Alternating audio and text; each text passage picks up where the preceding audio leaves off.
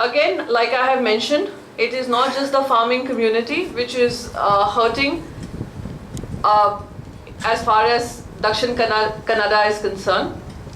We have seen, because we have been consistently talking about development, we have seen they do not have a development agenda. So what do they fall back on? What do their allies fall back on? The tried and tested, politically patented strategy of the Bharatiya Janata Party, which is about pitting one community against another, which is about creating divisiveness in the minds of the people. A city which is known, a district which is known historically for peaceful coexistence, is under threat today because of a party which wants to grow at any cost, and at the cost of the peace and harmony of this district as well as the city. I would call this entire agenda, which doesn't focus on development but focuses on thriving and creating hate in the minds of the people, extremely despicable. While we are committed to ensure that law and order prevails, we see a political party which is hell-bent on creating trouble where none exists. However, I have come to raise some questions amongst all of you, and it's something that all of us should be pondering about. I have 6 questions, and I'm very certain, now that the dates are announced, election dates are announced, Mr. Modi ji will be visiting this district more often, would be hoping that the agenda that they have set into motion will reap them large dividends. However, I am extremely certain that people of Dakshin Kannada will ensure that these policies, this divisive agenda does not thrive. My questions, however, to the Modi government at the center. We have seen how repeatedly they have nominated and elected non-Kannadigas as Rajya Sabha representatives from Karnataka. The latest being Rajiv Chandrasekhar. So my question to them is, can they really represent Karnataka's best interests in the parliament? Isn't there anybody in the Bharatiya Janata Party that BJP could have chosen to represent Karnataka, someone from Karnataka who belongs to Karnataka, understands the problems of Karnataka? Is there a challenge that they are facing in ensuring that the true people of Kannada represent the cause of the people in the parliament? My second question to Mr. Modi and to Mr. Amit Shah, who would also be a very frequent visitor, and for past 2 days we have seen how he has helped our campaign, where first on the day 1 of the election declaration, he has gone on to declare that Yediyurappa's government is perhaps the most corrupt government Karnataka has ever seen, and we totally concur with him. The second day, at an election rally, he has also, one of his translators, by the virtue of him not knowing the language, one of his translators, who also happens to be a BJP representative, BJP MP in the parliament, has gone on to say how Mr. Modi's policies are anti-people, anti-Dalits. So this is something which has been an admission of guilt, a moment of truth. As soon as the campaign has begun, the clarion call for the Congress has started from the BJP platform. My second question to Mr. Modi is about us seeking, the Chief Minister has written multiple times about sitting down and resolving, trying to find a resolution for the Mahadai issue. We have asked the centre and the 2 states to have a dialogue. But we see how Modi ji has even refused to comment on this issue, how it has largely gone unanswered by the Modi government. So why is it that this problem, which can be addressed through dialogue, is being avoided by the Modi government?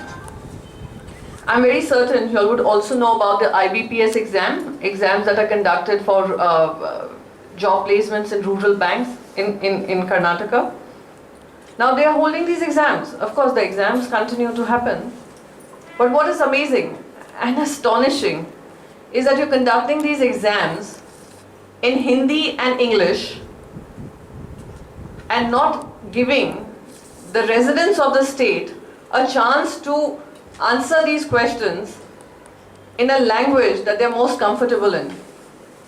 And they're going to be working in rural areas of Karnataka without knowledge, where many people out here are most comfortable with Kannada, and you're not allowing these students to be giving these answers or even appearing in these tests in that language. The CM again had written to Arun Jaitley ji, and he expressed his concern about this issue. And what do you think happened again? Again, total silence. Zero silence. Zero noise. Otherwise, instead of any relevant topic that we hear the Prime Minister speaking, and usually he's silent wherever relevance is concerned. But whenever you need to speak about irrelevant agenda, the Prime Minister is talking the most. So these are questions that every local Kannadiga is also asking. Why is it that their problems are not being addressed?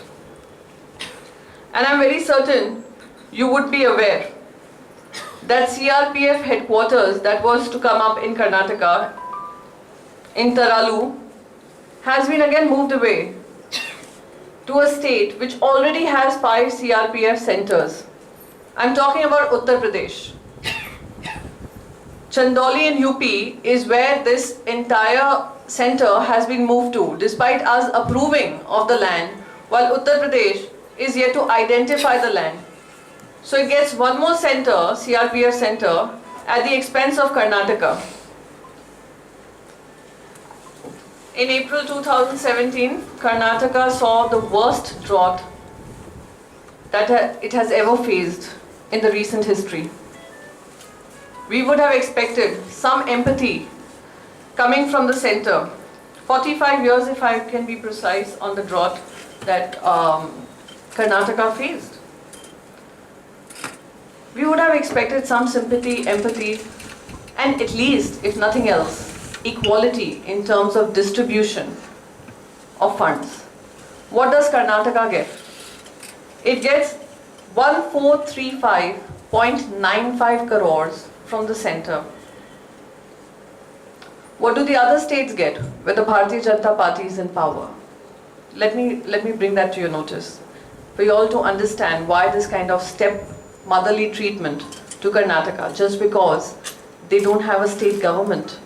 It is not in the hands of the BJP. Maharashtra got 8195 crores. In comparison, Gujarat got 3894 crores. Rajasthan, again a BJP headed government, gets 2153 crores. So you can yourself be the best judge to know how Karnataka is being treated by the center, which is governed by the BJP.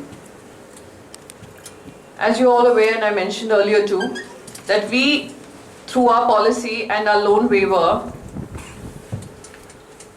in 2017 announced a loan waiver worth 8,165 crores for loans taken from cooperative banks.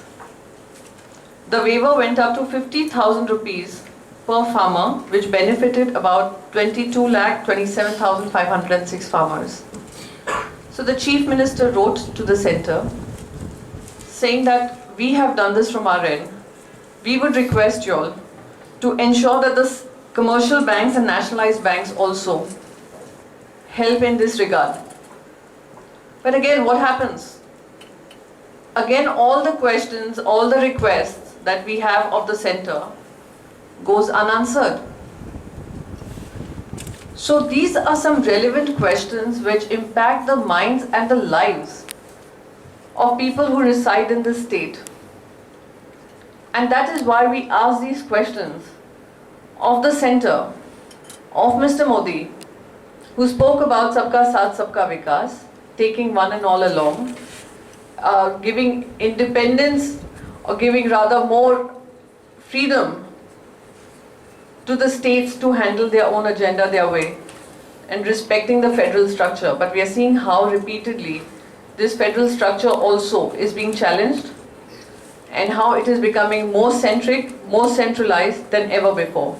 So I'm very certain when I come here and I speak to y'all would take this agenda forward and expose the government at the center for what it stands for and ask these questions through your various channels, through your various newspapers as to why Karnataka is being denied its rightful place despite it being amongst the largest contributors in the central tax system and platform.